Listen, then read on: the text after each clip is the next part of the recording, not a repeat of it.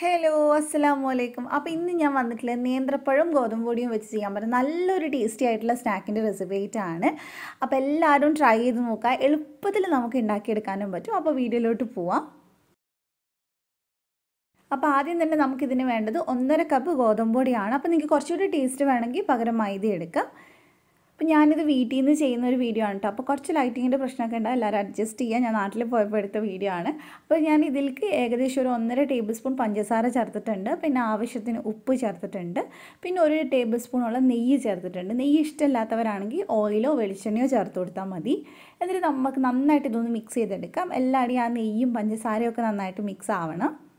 അതിനുശേഷം നമ്മൾ ചപ്പാത്തിക്ക് കുഴക്കണ മാതിരി തന്നെ വെള്ളം ഒഴിച്ചിട്ടൊന്ന് കുഴച്ചെടുത്താൽ മതി. സാധാ വെള്ളം തന്നെയാണ്. അപ്പോൾ നന്നായിട്ട് നമുക്കൊന്ന് കുഴച്ചെടുക്കാം. നല്ല സോഫ്റ്റ് ആവണ വരെ കുഴച്ചെടുക്കാം. മൈദ വെച്ച് ചെയ്യുകയാണെങ്കിൽ നമ്മളിത് ഉണ്ടാക്കുമ്പോൾ കുറച്ചും കൂടി അങ്ങ് ക്രിസ്പി ആയിരിക്കും ഗോതമ്പൊടിനേക്കാളും. അപ്പോൾ ഞാനിത് നന്നായിട്ട് കുഴച്ചെടുത്തിട്ടുണ്ട്. ഇനി ഇതിലേക്ക് നമുക്ക് മേലെ ഇത്തിരി ഒന്ന് നെയ്യും കൂടി ആക്കിയിട്ട് ഒന്ന് നന്നായിട്ടൊന്ന് സ്പ്രെഡ് ചെയ്ത് കൊടുക്കാം. പെട്ടെന്ന് ഡ്രൈ ആയി പോകാണ്ടിരിക്കാൻ വേണ്ടിയിട്ടാണ്. ഇതിന് നമുക്ക് അടച്ച് വെച്ചിട്ട് നമുക്ക് ഇതിലേക്കുള്ള ഫില്ലിംഗ് ഉണ്ടാക്കണം. അപ്പോൾ ഇതവിടെ മാറ്റി വയ്ക്കാം. അപ്പോൾ ഫില്ലിംഗ് ഉണ്ടാക്കാനായിട്ട് ഞാനിവിടെ ഒരു പാനിൽ 1 ടേബിൾ സ്പൂൺ വെളിച്ചെണ്ണയാണ് എടുക്കുന്നത്. വെളിച്ചെണ്ണയ്ക്ക് പകരം നെയ്യ് എടുത്താലും മതി. അപ്പോൾ അതൊന്ന് ചൂടാവുന്ന സമയത്ത് നമുക്ക് ഇതിലേക്ക് നല്ല പഴുത്തിട്ടുള്ള 2 നേന്ത്രപ്പഴം ചെറുതായിട്ട് കട്ട് ചെയ്തിട്ട് ചേർത്ത് കൊടുത്തിട്ടുണ്ട്. നല്ല പഴുത്ത നേന്ത്രപ്പഴം തന്നെ എടുക്കാൻ നോക്കാം. നമ്മൾ ഈ കറുത്ത് പോയ പഴമൊക്കെ ഉണ്ടല്ലോ, അതൊക്കെയാണ് അടിപൊളിയായിരിക്കും കഴിക്കാൻ. അപ്പോൾ ഇനി നമുക്കിത് നന്നായിട്ട് വഴറ്റിയെടുക്കണം. നേന്ത്രപ്പഴമൊക്കെ നല്ലോണം ഉടഞ്ഞ് കിട്ടണം നമുക്ക്. അപ്പോൾ ഏകദേശം ചെറുതായിട്ടൊന്ന് വഴണ്ട് വരുന്ന സമയത്ത് നമുക്കിതിലേക്ക് 2 ഏലക്ക ഒന്ന് കുത്തിയിട്ട് കൊടുക്കാം. പിന്നെ കുറച്ച് അണ്ടിപ്പരിപ്പും കൂടി ഇട്ട് കൊടുക്കുന്നുണ്ട്. എന്നിട്ട് നന്നായിട്ട് നമുക്കൊന്നും കൂടി വഴറ്റിയെടുക്കാം. പിന്നെ ഇതിലേക്ക് ഞാൻ 2 ടേബിൾ സ്പൂൺ പഞ്ചസാരയും കൂടെ ചേർത്ത് കൊടുക്കുന്നുണ്ട്. പഞ്ചസാരയും കൂടെ ചേർത്തിട്ട് നമ്മൾ വഴറ്റുന്ന സമയത്ത് പെട്ടെന്ന് നമുക്ക് വഴണ്ട് കിട്ടും. നല്ല സോഫ്റ്റായിട്ട് നമുക്ക് കിട്ടും. അപ്പോൾ നല്ല പോലെ നമുക്കിതൊന്ന് വഴറ്റിയെടുക്കാം. അപ്പോൾ അത് ഈ ഒരു പരുവായിട്ടുണ്ട്. ഇനി നമുക്ക് കുറച്ച് നേരം കൂടി ചെയ്താൽ മതി. അപ്പോൾ ആ സമയത്ത് നമുക്ക് ഇതിലേക്ക് ഒരു 1/2 കപ്പ് തേങ്ങയൊന്ന് ചേർത്ത് കൊടുക്കാം. തേങ്ങ ചേർത്ത് കഴിഞ്ഞാൽ പിന്നെ നമ്മൾ ഒരുപാട് നേരം വേവിക്കണം. കാരണം ആ തേങ്ങയുടെ ഫ്രഷ് ആയിട്ടുള്ള ടേസ്റ്റാണ് കുറച്ചും കൂടി രസം ഉണ്ടാവുക. അപ്പോൾ തേങ്ങ ചേർത്തിട്ട് 1 മിനിറ്റൊക്കെ ഒന്ന് മിക്സ് ചെയ്തെടുത്താൽ മതി. അതിനുശേഷം നമ്മൾ സ്പൂൺ വെച്ചിട്ട് അല്ലെങ്കിൽ തവി വെച്ചിട്ട് നന്നായിട്ട് ഇതൊന്ന് ഉടച്ച് കൊടുക്കുക. കാരണം ഉടച്ച് കൊടുത്താലേ ഇത് നമുക്ക് നന്നായിട്ട് ചെയ്തെടുക്കാൻ പറ്റുള്ളൂ. അപ്പോൾ നല്ലപോലെ ഒന്ന് ഉടച്ചെടുത്തിട്ടുണ്ട്. കണ്ടോ, ഈ ഒരു പരുവത്തിലാണ് നമുക്ക് വേണ്ടത്. ചെറുതായിട്ട് ഇങ്ങനെ ഒന്ന് ഉടച്ച് കൊടുത്താൽ മതി. അപ്പോൾ നമ്മുടെ ഫില്ലിംഗ് ഇവിടെ റെഡിയായി. നമുക്കിതവിടെ മാറ്റി വെക്കാം. അപ്പോൾ നമ്മൾ നേരത്തെ കുഴച്ച് വെച്ചിട്ടില്ല മാവ് നന്നായിട്ട് സോഫ്റ്റ് ആയിട്ടുണ്ട്. ഇതിനെ നമുക്കൊന്ന് 2 ആക്കിയിട്ട് മാറ്റാം. നമ്മളിത് 2 പീസ് ആക്കുന്ന പോലെ തന്നെ നമ്മൾ എടുത്തിട്ടുള്ള മസാലയും 2 പോർഷനാക്കി മാറ്റി വെക്കാം. അപ്പോൾ കറക്റ്റായിട്ട് നമുക്ക് ആ ഒരു അളവിൽ കിട്ടും. അപ്പോൾ ഇനി നമുക്ക് ഇതൊന്ന് പരത്തിയെടുക്കണം. പരത്തിയെടുക്കുമ്പോൾ എത്രത്തോളം തിന്നാക്കിയിട്ട് നിങ്ങൾക്ക് പരത്താൻ പറ്റും അത്രയും തിന്നാക്കി പരത്താം. പക്ഷേ പൊട്ടി പോകരുത്. നമുക്കിത് റോൾ ചെയ്തെടുക്കാനുള്ളതാണ്. അപ്പോൾ പൊട്ടാത്ത രീതിയിൽ നല്ല തിന്നാക്കിയിട്ട് പരത്തിയെടുക്കാൻ നോക്കുക. അപ്പോൾ കുറച്ചധികം പൊടി ഇട്ടാലും കുഴപ്പമൊന്നുമില്ല. ഞങ്ങളിവിടെ വീട്ടിൽ ഈ PVC പൈപ്പ് വെച്ചിട്ടാണ് കേട്ടോ കൂടുതൽ പരത്താറുള്ളത്. ഉമ്മ കുറച്ചുകൂടെ എളുപ്പം അതാണ്. അപ്പോൾ അത് വെച്ചിട്ടാണ് ഞാനും പരത്തി കാണിക്കുന്നത്. അപ്പോൾ അതേ നമ്മളിത് നന്നായിട്ടൊന്ന് പരത്തുന്നുണ്ട്.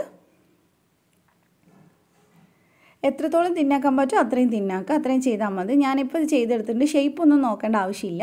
അപ്പോൾ നേരത്തെ ഉണ്ടാക്കിയിട്ടുള്ള ഫില്ലിംഗ് ഉണ്ടല്ലോ, അതിൻ്റെ പകുതി ഞാനിപ്പോൾ ഇതിലേക്ക് വെച്ച് കൊടുത്തിട്ടുണ്ട്. എന്നിട്ട് നന്നായിട്ട് നമ്മൾ ഇതിലേക്ക് ഫുള്ളായിട്ട് ഈ ഫില്ലിംഗ് ഒന്ന് സ്പ്രെഡ് ചെയ്ത് കൊടുക്കുക. കൈ വെച്ചിട്ട് തന്നെ ഒന്ന് അങ്ങോട്ടും ഇങ്ങോട്ടൊക്കെ ആയിട്ട് പിച്ചി ഇട്ടാൽ മതി. ഇനി നമ്മൾ ഇതിൽ നീളം കൂടിയ ഭാഗം ഉണ്ടല്ലോ, അവിടുന്ന് നമ്മളൊന്ന് റോൾ ചെയ്തെടുക്കുകയാണ്.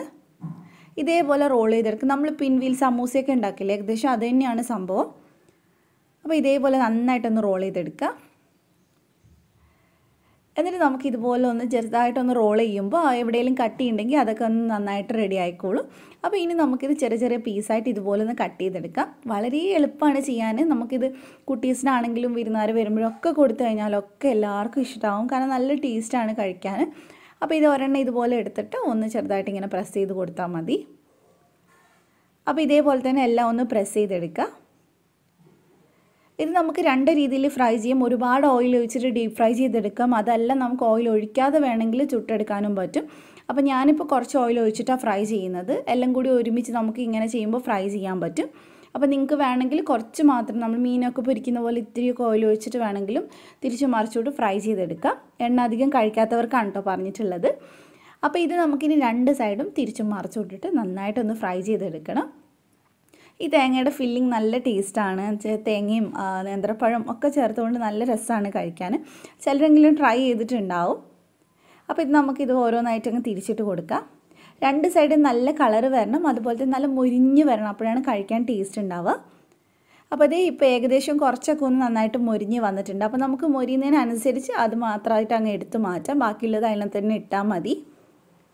അപ്പോൾ അതേ ഇതൊക്കെ നന്നായിട്ട് മുരിഞ്ഞിട്ടുള്ളതാണ്.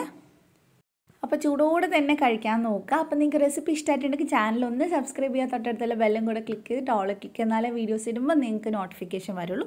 അപ്പോൾ മറ്റൊരു അടിപൊളി വീഡിയോ നമുക്ക് വീണ്ടും കാണാം ഇൻഷാ അല്ലാഹ്. Thank you for watching.